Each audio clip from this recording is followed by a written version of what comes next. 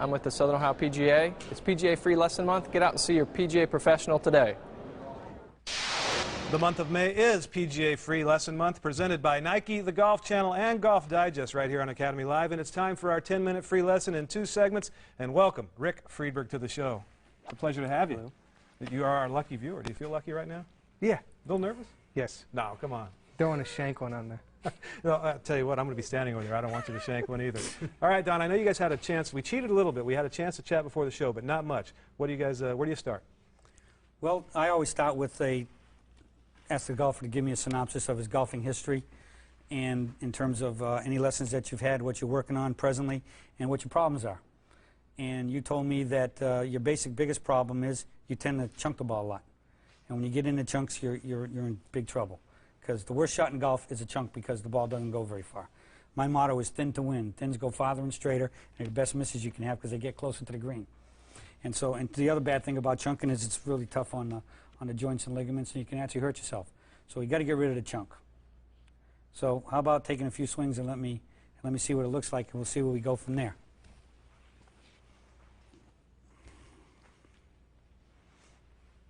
Now you said you were an 8 handicap, right? Yes. I'm trusting you.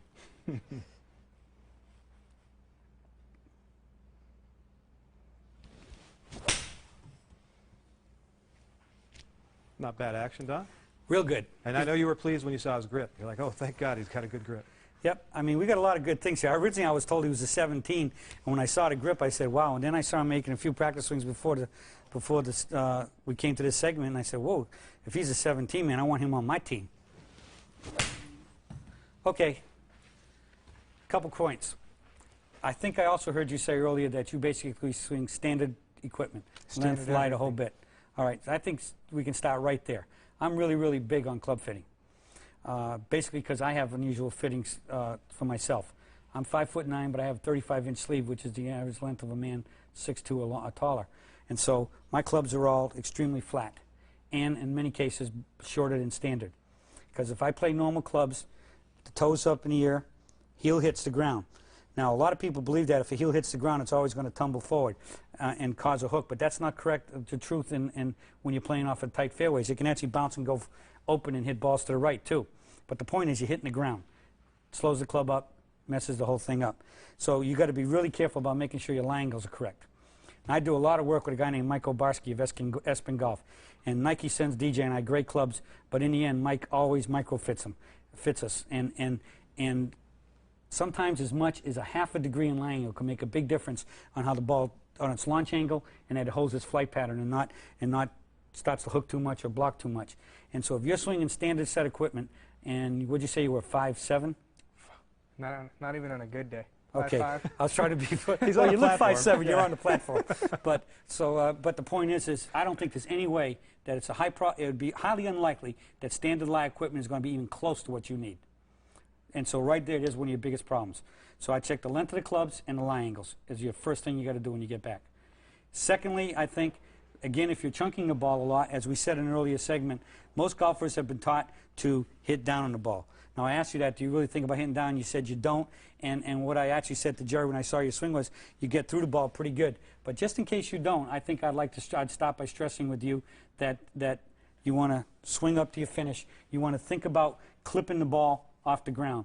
My definition of a divot is it tears the grass out, it doesn't dig it. We could even go so far as to say, like Mo Norman, you want bacon slices, not pork chops. All right, so we want to tear the grass out. We want a divot to be like just a ricochet of the club off the ground. Even with a wedge, a good divot many times on hard surface would have a divot no bigger than the size of what a good apple was. If you put it in the middle of the divot, you wouldn't see dirt, you just see grass. Because we want to hit it and we want it out really fast. So I think about hitting it and standing up AFAP as fast as possible, or like I call about being a Pop-Tart. Think about up. You don't need down. But I think one thing we could test really quick would be just stand here and choke up your club about a ½ inch to an inch and try another swing and tell me if you feel any difference with your arms and their extension at impact.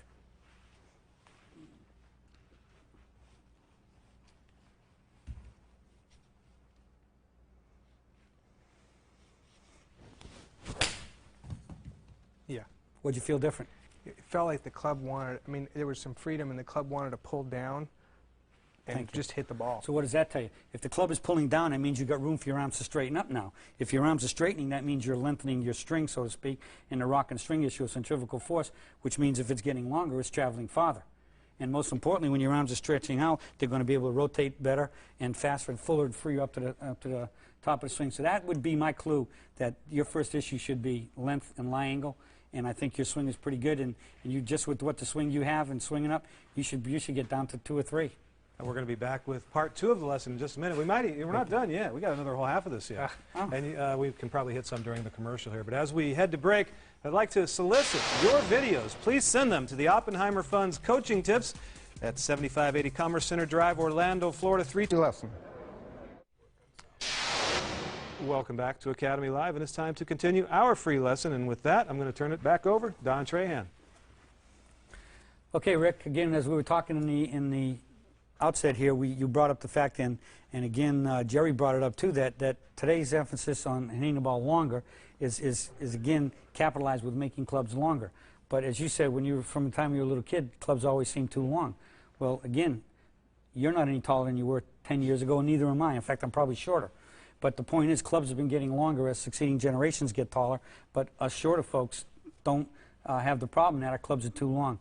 And so that's the first issue about getting clubs. You know, again, the longer club will hit a ball farther, only if you can swing it as fast and hit it as solid. And the longer that rock gets away from this center point, the harder it is to make that rock hit the ball on the ground. And so that's why this is critical here. But let's see you make 1 or 2 more swings. There's one thing in your finish I think I want to address a little bit to possibly tighten up your flight pattern and keep your ball in a closer arrangement to landing where you want it to.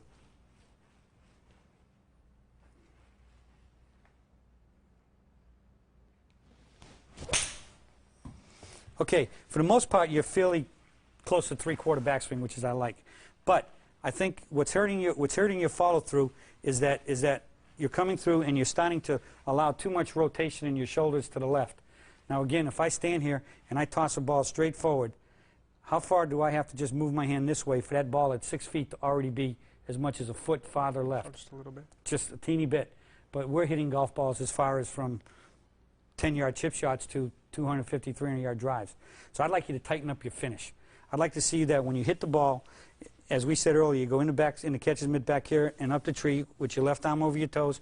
And when your right arm hits into the forward mitt and hits that tree, I want you to make the club go up quicker. If you don't make the club go up, the momentum of the club with your arm rotating and the fact that you are swinging on an inclined plane is going to want to pull you that way. It's your job to not let it go that way, because if you let it go that way, where's the ball going? Right, the ball goes where you swing. And so if you swing left, you're going to have to somehow, again, as I said earlier, hold on, lag, drag, hold block to stop it going right. And so you're living in this bowling alley here. We want to tighten that, this baseball park. We want to tighten it to a bowling alley.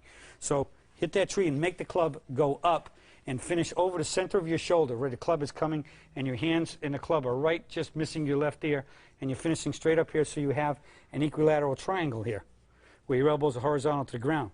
You start finishing left, you get this way. That puts a lot of stress and strain on the back, and you're pulling left. So just bust it up over your shoulder like throwing a sack over your shoulder. And that would be that way for every club. Okay. Let me see a practice swing first. Oh yeah, I like that a lot better. Let's let the elbows go a little bit higher, though. We don't want to... Up here more? Yeah, just come up higher. Don't have to keep them close. Just let them go natural. You don't want to pinch your elbows. All right? I don't want to... Thought I was a little too close, huh? And let's have our first casualty on Academy Live. Well, this is not normally where we stand. That's not too bad. Just let the elbows separate. There's a drill I call the pitcher's wind up. Pitcher stands up like this. His hands go here. That's your backswing. And this is your finish. You don't want pinched elbows. Just let them stay natural. Right there. Good. And then you can take the club from there and recoil, relax right down at your belt buckle. Right to there, and you see your club should be pointing at your target. That keeps you centered and keeps you balanced and relaxes all your muscles. Excellent. All right, go get it.